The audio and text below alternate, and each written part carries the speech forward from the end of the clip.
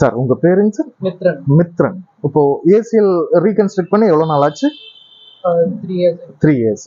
இப்போ sir 10ல 7 patient இந்த ACL ரீகன்ஸ்ட்ரக்ஷனுக்கு அப்புறம் நிறைய எக்ஸசைஸ்க்கு கான்சன்ட்ரேட் பண்றதில்ல. அதுக்கு காரணம் ஃபியர் ஃபேக்டருங்க.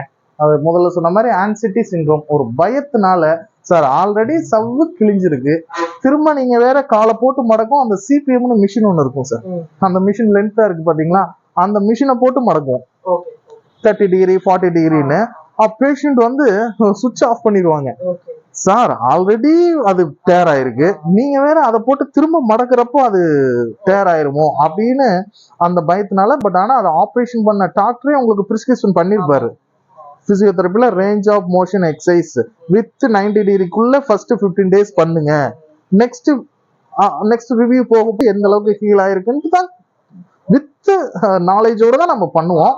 சம் பேஷண்ட்ஸ் வந்துங்க ஒரு 100ல ஒரு 7 பேஷண்ட் பண்ணிடுவாங்க. மற்ற பேஷண்ட்ஸ் பயந்துக்கிறாங்க. பயந்துட்டு போய் நமக்கு கால் வர்றதெல்லாம் சார் சரி பண்ண முடியுமா விரக்தியிலேயே கேட்குறாங்க. அது ரொம்ப ஸ்டிஃப் ஆயிருது, இனிமேல் எக்ஸசைஸ் பண்ணா சரியாகுமான்னு.